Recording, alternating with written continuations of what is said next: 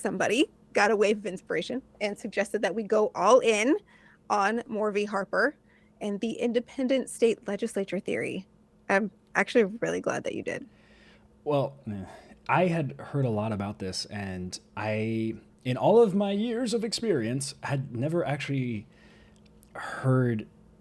I'd never heard the electoral clause of the Constitution expressed in this way, which there's a reason for. The independent state legislature theory, as we'll get into, wasn't really popular until about 2020 for Yeah, reasons. But reasons. before we get into that, I want to take a second to do something. We've never done this on the show before. I do want to extend a hell of a lot of credit and gratitude to Amy Howe of SCOTUS blog.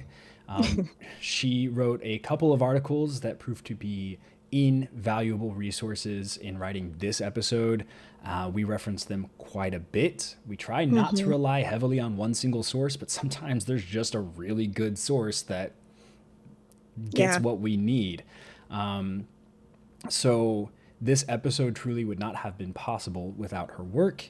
You can find links to her work in the show notes, specifically what we used, or you can just go to scotusblog.com, and she has tons of articles there. Well worth the read, every single one of them. She's very capable and clear writer. I very Yes. much enjoyed Yeah. breaking her down.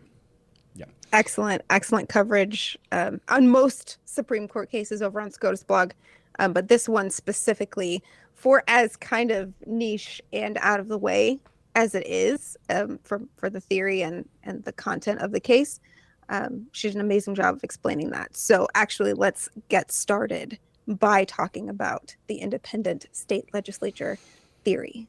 Do we have to? It sounds so official. It Like, it does. sounds so legitimate. Yeah, I mean, and like if you're a political or legal or electoral or just general nerd like we are, you've probably been made aware of this ongoing Supreme Court case that is likely to determine the validity of this concept. That is, I mean, it officially is called the independent state legislature theory. And this theory has been coming up time and again since the 2020 election, like I said earlier. And you hear it all the time in conversations about partisan gerrymandering, to attempts to dissolve the Wisconsin Election Commission, claimants That was in a good one. courts. Yeah, very, very specific one there. Claimants in courts across the country really have been using this theory to support their arguments while they are in court.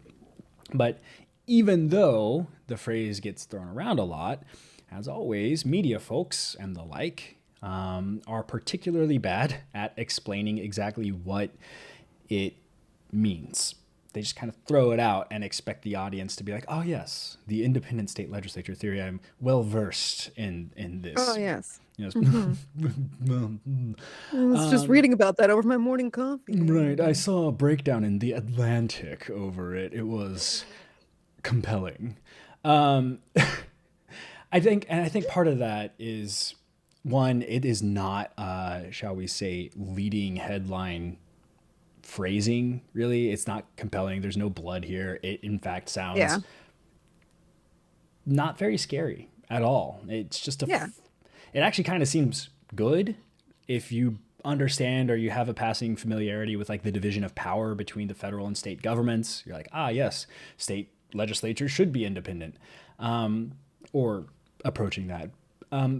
But for everyone leaning on the theory to make their cases in court, there's another person sounding the alarm and saying, hey, this could spell the downfall of American democracy. Honestly, I'm getting really, really tired of all of the existential threats to our democracy recently. Can we get, like, I don't know, an existential boon for our democracy or something? Like a +1 to democratic constitution, Please. please? Yes, I'll take that. Please. Yeah. No, sorry. But enough doom and gloom. Back to the theory. The independent state legislature theory is basically a specific way of reading a particular clause in the US Constitution, and we'll get to that clause in just a bit, that, if validated, would give state legislatures very, very broad authority to pass legislation about the execution of federal elections in their states with very little checks or balances to that power on the state level. And again, this may not seem terrible on the surface. After all, our state governments probably have a better idea of how the people within the state would like their elections to be run than the federal government does. That's kind of the whole point of having state governments. They have better insight into the populations that they represent, and then they can theoretically serve them better. However, the US government has checks and balances built in all over the place for a reason. It's because people that attain power tend to go to extreme lengths to retain that power. We've seen some of the legislation around voting that has been successfully and unsuccessfully implemented throughout the United States history. Things like literacy tests and voter ID laws and poll taxes and restrictions based on race or gender and so on and so forth. As long as there is a benefit to be had in limiting a certain population's ability to exercise their right to vote, there will be people interested in exploiting that limitation and disenfranchising portions of the population however they can. History is rife with examples that illustrate quite handily the need to have a system of checks and balances in place when it comes to enacting any law, but especially those laws that govern citizens' ability to reach the levers of power. Right. In the worst case, a completely independent state legislation could easily enact laws that legalize gerrymandering or severely limit the hours and locations available for citizens to vote. But I said worst case, these are more like the obvious and easily challenged results. But there are, I think, more serious, more compelling reasons to be wary about this particular theory and it being validated. And those include things like, I don't know, eliminating the right for voters to cast a secret ballot. This is a right. This is a right that ensures people can truly vote for who they want without fear of reprisal or punishment. There's a reason that you don't sign your name to your ballot. And it's because if you have to basically own your vote, that opens you up to the people you care about or people you don't care about, hurting you, for example, because of who you voted for. I seem to recall like a swarm of people who attacked one of the primary institutions of democracy in America because other people voted for somebody they didn't like.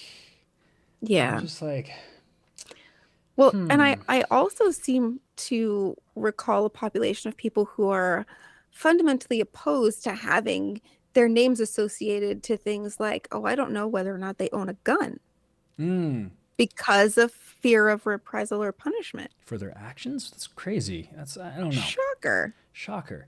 Anyway, if the independent state legislation theory were validated and upheld by the Supreme Court, there might be a pretty immediate result of people not being able to vote in secret anymore. In fact, that's such a big deal to me because there's a reason that, for example, women fought to be able to vote outside of having their husband in the booth with them. And it's because sometimes, I don't know, married people don't vote for the same person. But if you have somebody standing over your shoulder watching everything that you're doing, maybe you won't feel so compelled to vote for the person that your husband has actively told you should never vote for. There's just a lot. There's a lot of what ifs. It's a slippery slope. It's solid slippery slope. It's a very solid slippery slope. I just like that one just upset me a great deal because it's so important. And I don't think people recognize that it is not a right that is guaranteed to you by the U.S. Constitution. It is a right that is granted by state legislatures state legislative and their laws to enable more fair and open voting. Open is the word I want. There's also the possibility that provisions that delegate authority would likely be disposed of. So there are a lot of laws in various states that set up election commissions and allow secretaries of state to execute powers that were by the Constitution granted to state legislatures, and by the state constitution granted to state legislatures even. And so that enables that enables like continuity of operations. It allows multiple points of failure, if you will, instead of a single point of failure. So if like in an emergency, if something comes up, elections can still happen. There's still a chain of command. There's still a way, multiple authorities for people to execute an election. Sorry, there's so much, and I tried to cram it all in, and now I'm realizing I may have written too much. It's been a long time since the people got a good old fashioned fireside breakdown where we Yeah, cram way too much information into an episode because it's just so important.